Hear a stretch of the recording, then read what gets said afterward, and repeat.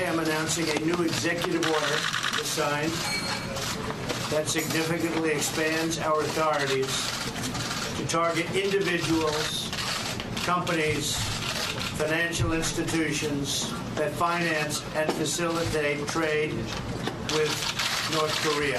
Foreign financial institutions are now on notice that going forward, they can choose to do business with the United States or with North Korea, but not both. This action is directed at everyone. It is in no way specifically directed at China, and we look forward to working very, very closely with them. Right, but China is getting the message, and the Chinese central bank is the one that's doing the most business with North Korea and now says it won't.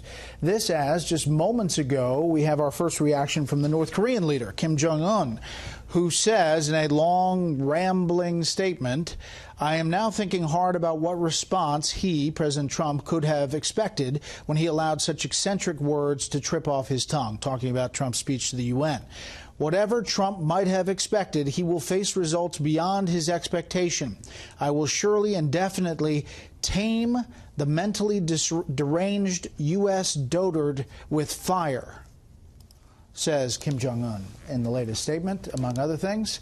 With that, let's bring in our panel. Steve Hayes, editor-in-chief of the Weekly Standard, A.B. Stoddard, associate editor at Real Clear Politics and host of No Labels Radio on SiriusXM, and Charles Hurt, opinion editor for the Washington Times. Steve.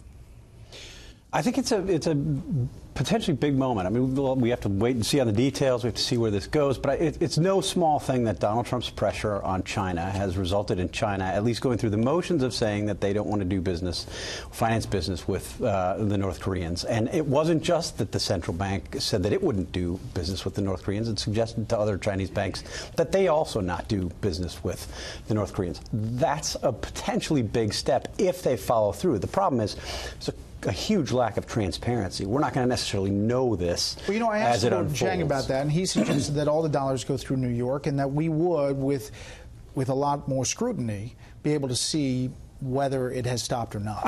I think we can take steps to see more. I don't think we'll have a complete picture, but I defer to Gordon Chang. Gordon Chang knows a lot more about this than I do. But this is a result of Donald Trump's consistent pressure on the Chinese, and not just asking the Chinese to do our bidding with the North Koreans, but telling them there are going to be prices to pay if you don't work with us. You think we see this as a threat. Yeah, I think the speech may have helped, but I think it has much more to do with a consistent argument that Trump has been making, both in public and in private, with the Chinese. Just to go back to last week, where we had the Treasury Secretary on, and he foreshadowed this movement in an interview. I've worked on an executive order that's ready. If the president wants to use it, we can stop trade with any country that does business with North Korea. We're going to be careful in using these tools, but the president is committed. We will use economic sanctions to bring North Korea to the table. You're saying stopping trade with China? Stopping trade with anybody. Nobody would be off the table. And that's a big moment. Right. I think that Steve is right. It is a very significant concession by the Chinese that the central bank would halt any activity with the North Koreans. It is the question. Hopefully it is that transparent and everything can be monitored. But if it's a question of how enforceable it is and whether or not they're doing some rogue, secretive, supportive measures for the North Koreans, which they've done all along. Right. So far, the Chinese have never halted the North Koreans. This has to be sort of this final test, right? They're undeterred. The North Koreans are undeterred. Kim is by President Trump. He just is. It's really on the Chinese, and I think that President Trump, whatever he's done, I agree, behind the scenes and publicly, seems to have brought us to this moment with China, and it is absolutely the best hope, and it's the only hope, and it needs to be sustainable pressure. I mean, for years, every official has been saying the Chinese need to step up. We need to pressure the Chinese. Whatever's happened has obviously pressured the Chinese. Yeah, and I don't think you can overstate how much credit Donald Trump deserves for this.